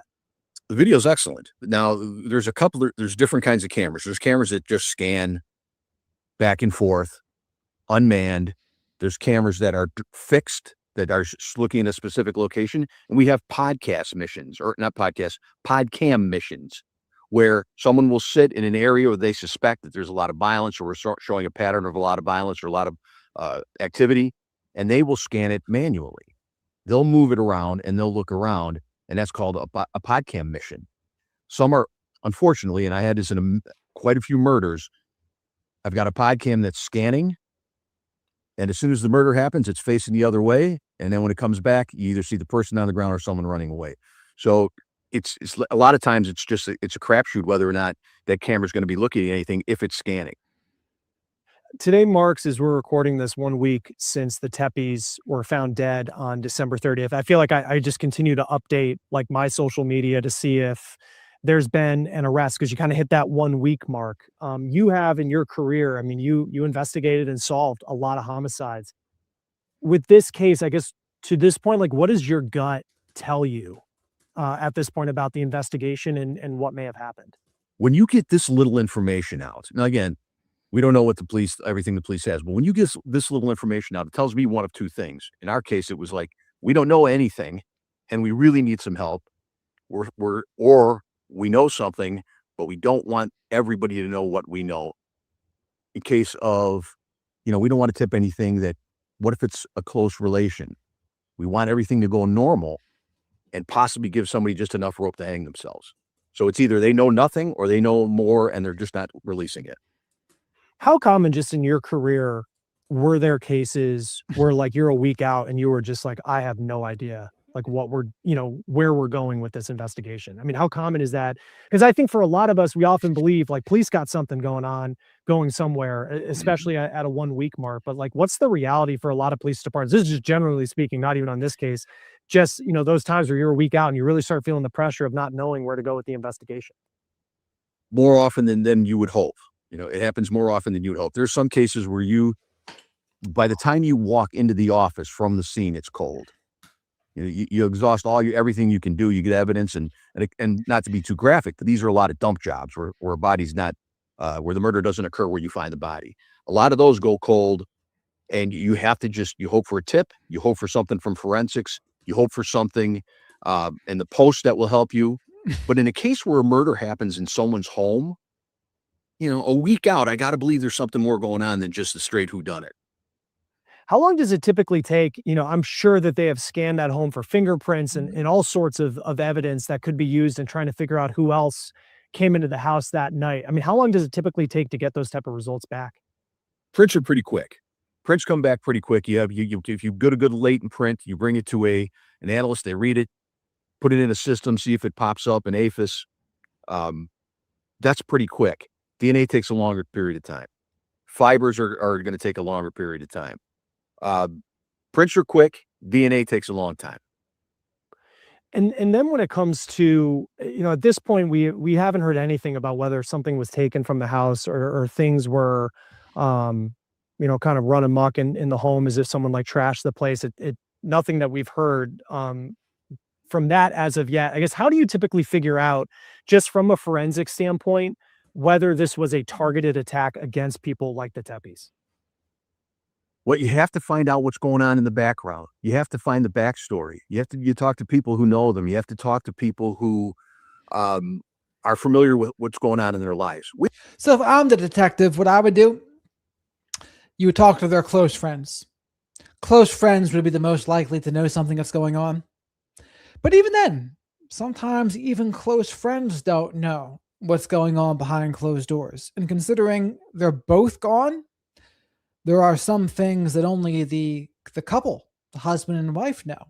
So, but I would start with the friends. I'd start with the friends and then take it from there. We don't know what's going on in the neighbor's house, right? Everything may look great, but we don't know. And the only way you can find out about that is you have to interview everybody that knows them. And unfortunately, you have to start looking at the financials and things along those natures. Prior relationships, it all has to come into it. Typically, I mean, at this point, you're 1 week out from when this happened. I mean, how many people, in this case, I think too, like, he was a dentist. You don't know if there was some sort of dispute related to the dental office. You don't know, her background. We know that she had a degree, I think, in early childhood education, but we don't know much about. So here's one. I'm reading a book right now. I'm rereading it. It's called And the Mountains Echoed. One of the stories is there's a dispute over inheritance and property. So I'd wonder if one of them had a parent that passed away and maybe there's some sort of inheritance involved. There's a lot of times where things happen like that over inheritance or land. Just a theory. Her professional life. I guess how do you identify all the people that you need to talk to through that period of time and be able to actually whittle down, okay, this person's kind of information, this matters. And, this is just kind of someone who wants to be helpful, and it is what it is. Outside of the basic interviews where you're interviewing family members, coworkers, neighbors, you're doing all that stuff, you got to look into their social media. You got to look into their telephone records to see who they have conversations with. Who are they talking to right before this happens? Oh, that's the other thing. Their Google, their Reddit, their social media posts. Mostly the Google, though. Google or ChatGPT or whatever the other AI is, Claude. They would know. And I'm not sure if those are able to be seen. I'm not sure how it works if someone's killed. I imagine they are, but it's just a matter of accessing them, I guess, through the phone companies or the whatever.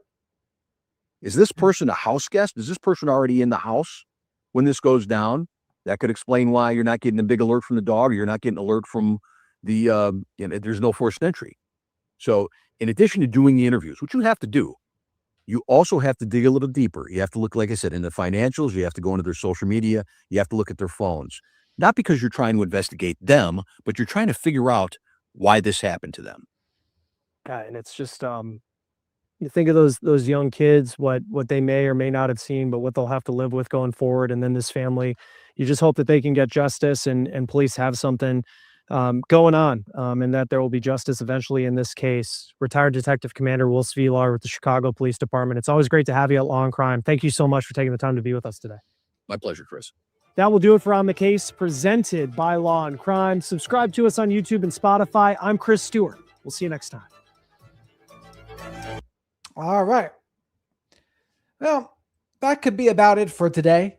I was going to play Lauren, but a lot of people don't like her, so I won't play her. So the announcements for the channel are this. Connor Beaton from Man Talks. Next Tuesday, I'll be talking to him, and I'll upload it probably the day after. Then I got to get in touch with Mark Vicente. He's a former NXIVM cult member. He was a high-ranking member of it. And we'll talk to him about cults, etc. Well, we got to figure that out. He has a movie coming out, and we're going to talk about that. But speaking of cults, Mike King, I've been in some talks with him to get him on the show. We'll record something. Who else? Dr. Z, if anyone knows Dr. Z, she's been on once before. I might try to do something in person with her because she's actually close to me, which is cool. And then my once a month Dr. Salerno interview. That'll happen in 2 to 3 weeks. I got to finish his book, Cruelty by Nature, and then get him back on the show too. But honestly, though, too, my live streams, especially when I talk about Nick Reiner, they do better now than the interviews do, believe it or not. The recorded videos, for me, they're tougher. The live streams, I have more fun doing the live streams anyway. And it's a good way to talk about current events. So that's what I've been seeing happen. Who was really amazing, Danielle? Yes, thank you for that, Jimmy. Like and subscribe if you haven't already. Johnny Bravo. Johnny Bravo used to be one of my favorite characters. I know you do, Kat. She likes, and you got to give Kat a round of applause because in her nook of the wood, it is 6:50 a.m. or 5:50 a.m. Yeah, they're not. Yeah, she had no previous children from her previous marriage. But there's so many things to look at here. Well, and we'll do a review. We'll have to see what other things come out. It's not as big as the Rob Reiner case. Tomorrow, Nick Reiner stuff. That's for sure. That's one way to keep you all up all night, right, Kat?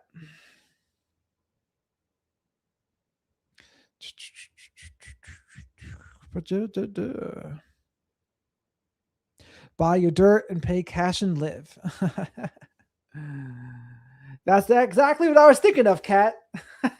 It shook me all night long. How'd you know I was thinking about that? Tomorrow night, Nick Reiner has court tomorrow, so we should go over that. We'll be going over that tomorrow. Maduro had court today too. Brian Etten went over that as well.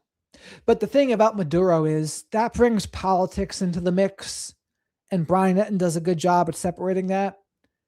But a lot of times the chats can't separate it. So it becomes a balancing act. But Nick Reiner tomorrow. But all right, everybody. That's really all I had for you all. Pay attention for those interviews as they come up too. But I'll be speaking to you all before that anyway. But check out Connor Beaton. He's Man Talks on YouTube, Man Talks on Instagram. He talks about men's issues. And I get it. Most of the people here are women. But I think most of the women would like him anyway. No. Well, yes. January 7th is tomorrow, right?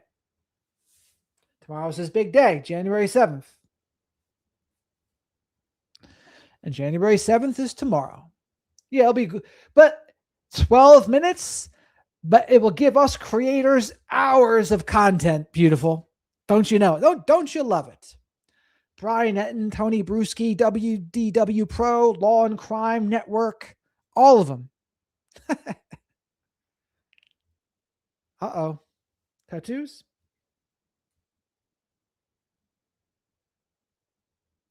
Freddie Mercury said when they criticized him for the fact that Bohemian Rhapsody was long in 5 minutes or 6 minutes, he was like, I pity your wife if you think 6 minutes is a long time.